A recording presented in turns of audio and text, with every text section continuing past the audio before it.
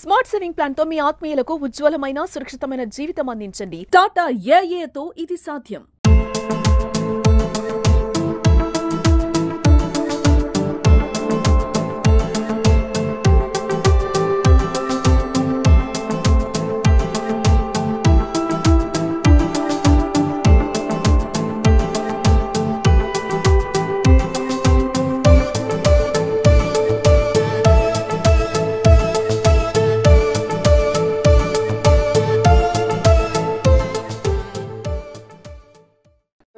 సంవత్సరాలలో భారతదేశం అనేక రంగాలలో అభివృద్ధి సాధిస్తూ భిన్నత్వంలో ఏకత్వాన్ని నిరూపించుకుంటూ ప్రపంచ దేశాలకు తమ సత్తా చాటి చెప్తూ ముందుకు సాగుతున్న విషయం మనకందరికీ తెలిసిందే.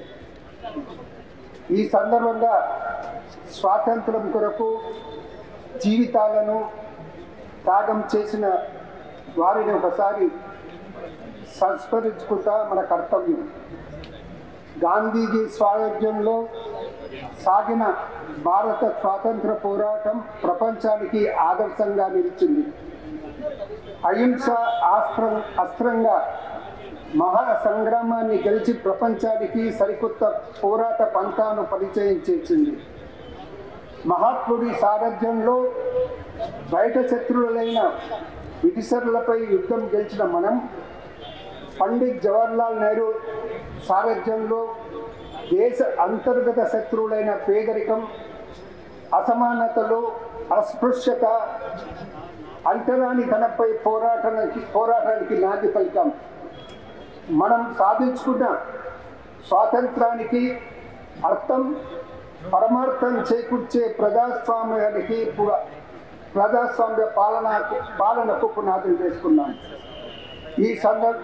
ఈ సందర్భంలో స్వాతంత్ర పోరాటంలో చురుకైన పాత్ర వహించిన మన మార్గదర్శకులైన బాలా గంగాధర్ తిలక్, సర్దార్ వల్లభాయ్ పటేల్, సుభాష్ చంద్రబోస్, మౌలానా అబుల్ కలాం ఆజాదులను మనం సంస్కరించుకుందాం. 2025 రోజున పహల్గామ్లో జరిగిన అమానుష దాడిలో ప్రాణాలు కోల్పోయిన 26 మంది పర్యాటకులను ఈ సందర్భంగా గుర్తు చేసుకుంటూ వారికి నివాళులు అర్పిస్తున్నాం. ఈ అమానుష దాడి తదుపరి మన సైన్యం చూపిన చొరవను భారత ప్రజలందరూ అభినందిస్తున్నారు. ఈ ఘటన తర్వాత ప్రజలు తెలిపిన సంఘీభావం దేశ సమైక్యతకు చిహ్నంగా నిలిచింది. స్వాతంత్రం ఏర్పడే నాటికి భారతదేశం చిన్న చిన్న రాష్ట్రాలుగా విభిన్న భాషలు, విభిన్న ప్రాంతాలు మరియు వ్యక్తుల మధ్య అసమానతతో నిండి ఉన్నది. స్వాతంత్రం అంటే ప్రతి పౌరుడికి కనీస సౌకర్యాలైన గుడ్డ లభించేలా ఉండడం, తమ కాళ్ళపై తాము స్వేచ్ఛయుతంగా ఎదగడం. ఉచిత ప్రయాణ పథకం అమలులోకి వచ్చింది. తర్వాత 10 ఆగస్టు 2025 నాటికి ఈ పథకం వలన జిల్లాలోని మహిళలకు 249 కోట్ల 13 లక్షల ఆదాయం సగటున ప్రతిరోజు 1 లక్ష మంది మహిళా ప్రయాణికులు ఉచిత ప్రయాణ సౌకర్యాన్ని వినియోగించుకుంటున్నారు. మహిళలతో పాటు బాలికలు, విద్యార్థులు, ట్రాన్స్జెండర్లు కూడా ఉచితంగా ప్రయాణించవచ్చు. 24/12/2024 రోజు నుండి ఎలక్ట్రిక్ ఎక్స్ప్రెస్ బస్సులు ప్రారంభించబడ్డాయి. వీటిలో కూడా మహిళలకు ఉచిత ప్రయాణ సౌకర్యం కల్పించబడి తెలంగాణ రాష్ట్ర వ్యాప్తంగా పథకం అమల్లోకి వచ్చినప్పటి నుండి 23 జూలై 2025 వరకు 200 కోట్ల మంది మహిళా ప్రయాణికులు ఉచిత ప్రయాణాన్ని వినియోగించుకుంటారు.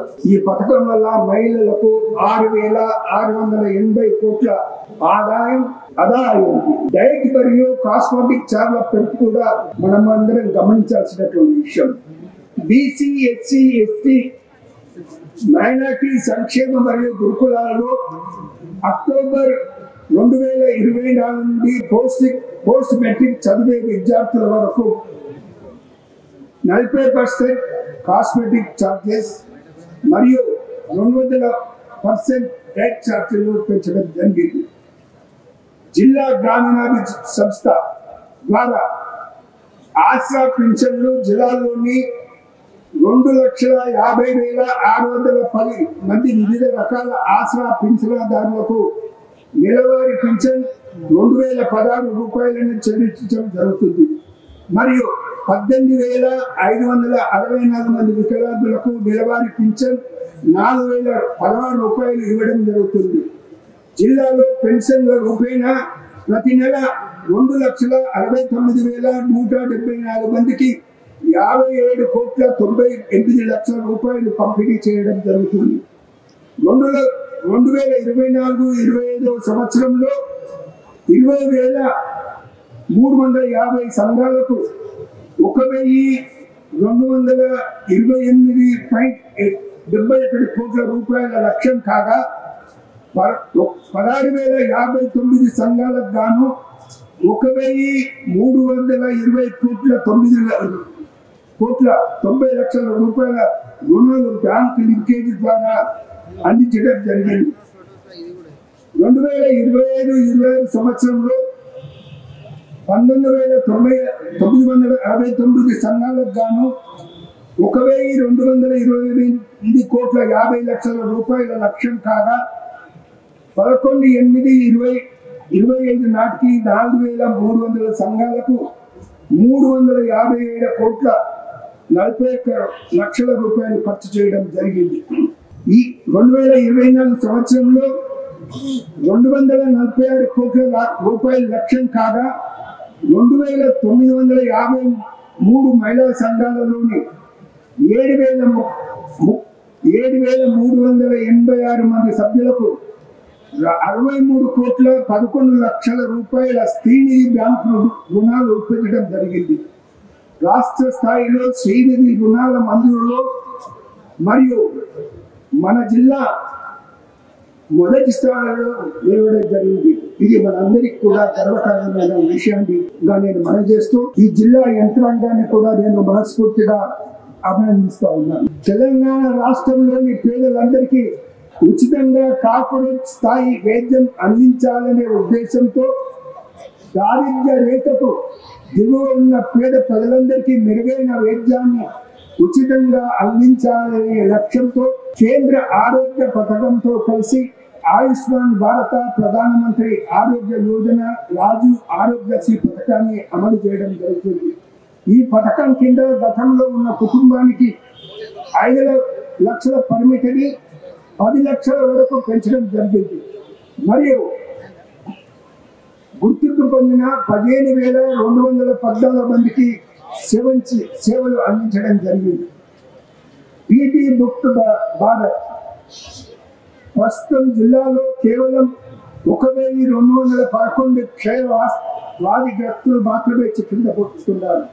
పోషకాహారం అందించడంలో భాగంగా నెలకు 500 రూపాయల చొప్పున 8,523 మంది వ్యాధిగ్రస్తులకు ఇప్పటి వరకు 2,75,92,000 అందించడం జరిగింది. నవంబర్ 24 నుండి ఇట్టి పారదర్శకం 1,000 రూపాయలకు పెంచడం జరిగింది. జిల్లా కలెక్టర్ గారు చొరవ తీసుకొని దాతలు స్వచ్ఛంద సంస్థలు ముందుకు వచ్చే విధంగా చేసి ఇప్పటి వరకు 717 క్షయవ్యాధిగ్రస్తులకు పోషణ కిట్లు ఉచితంగా 6 నెలల వరకు అందజేయడం ప్రశంసనీయం. ఇందుకు గాను జిల్లా కలెక్టర్లు జిల్లా యంత్రాంగాన్ని నేను మనస్ఫూర్తిగా అభినందిస్తూ ఉన్నాను. జిల్లాలో ఓపీ మరియు ఐపీ సేవల ద్వారా 7,88,974 అవుట్ పేషెంట్లకు మరియు 6404 ఇన్ పేషెంట్లకు చికిత్స అందించడం జరుగుతుంది. జిల్లాల్లోని 7 బస్తీ దవాఖానలో 49,921 రోగులకు చికిత్స అందించడం జరిగింది. గతంలో ప్రభుత్వ ఆసుపత్రుల ప్రసవాలు 50% ఉంటే ఇప్పుడు అవి 70% వరకు పెరగడం అభినందనీయం. వ్యాధి నిరోధక టీకాలు పూర్తి స్థాయిలో 13,409 మందికి అందించడం జరిగింది. జాతీయ ఆరోగ్య మిషన్, ఆశా పెన్షన్, అసంక్రామిక వ్యాధులు, పాలియేటివ్ కేర్ సేవలు, ఆర్బీఎస్కే కార్యక్రమం, టీఎస్ఏసిఎస్ ఆరోగ్యశ్రీ సేవలు, ఓపీ సేవలు, జాతీయ మానసిక వ్యాధుల నివారణ కార్యక్రమం, ప్రాథమిక ఆరోగ్య కేంద్రాలు, ఆరోగ్య ఉప కేంద్రాలు మరియు అంబులెన్స్ సేవలు మొదలు పథకాల ద్వారా ప్రజలకు జిల్లాలో విస్తృతంగా సేవలు అందించబడుతున్నాయి. అధికారులకు, పత్రికా విలేకరులకు, స్వాతంత్ర సమరయోధులు, బహుశా అప్పటి స్వాతంత్ర పోరాటంలో పాల్గొన్నవారు నియామాల నుంచి కూడా నాకు తెలిసిన వరకు చాలా మంది స్వాతంత్ర పోరాటంలో పాల్గొన్నవారు ఉండే అప్పట్లో. వారి కుటుంబాలకు కూడా స్వాతంత్ర పోరాటంలో పాల్గొన్నటువంటి స్వాతంత్ర సమరవీరుల కుటుంబాలకు కూడా ధన్యవాదాలు చెబుతూ